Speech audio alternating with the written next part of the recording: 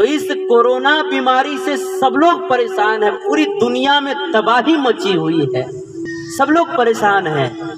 लेकिन हमारे शास्त्र कहते हैं कि इस कोरोना से भी एक भयंकर बीमारी है।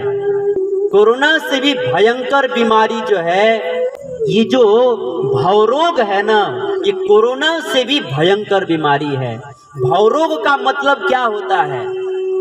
हम लोग कई रोग सुनते हैं कि इनको पीलिया रोग हो गया है, इनको गठिया का रोग हो गया है, इनको डायबिटीज का रोग हो गया है, हम लोग इनको कैंसर का रोग हो गया है, बहुत सारे रोग सुनते हैं।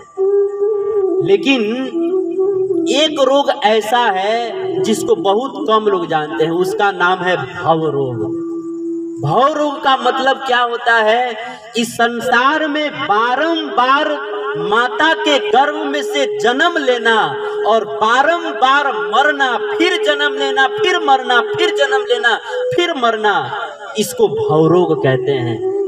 पुनरपि जन्म पुनरपि मरणम पुनरपि जननी जठरे शयनम भज गोविंदम गोविंदम भज मूढ़मते।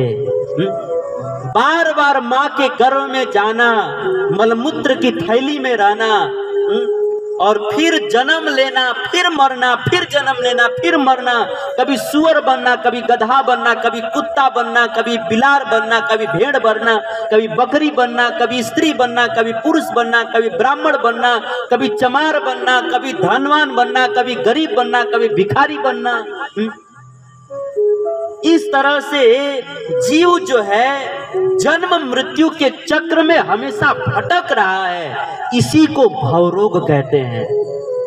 ये कोरोना बीमारी से भी भयंकर रोग है भवरोग। मानो कोई व्यक्ति प्रश्न करे कि कोरोना का तो इलाज है, लोग आजकल वैक्सीन लगवा रहे हैं, तो इस भवरोग का क्या इलाज है?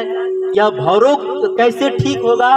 तो हमारे भगवान वेद व्यास जी कहते हैं कि यह भागवत की कथा अगर कोई व्यक्ति प्रेम से, श्रद्धा पूर्वक, विश्वास पूर्वक, विनम्रता पूर्वक श्रवण करता है ना, तो उसका ये जो बारंबार का जन्म मृत्यु का चक्र है ना, ये बारंबार का जो भवरोग है, सबसे बड़ा रोग है, इस भवरोग से आदमी मुक्त हो जाता है।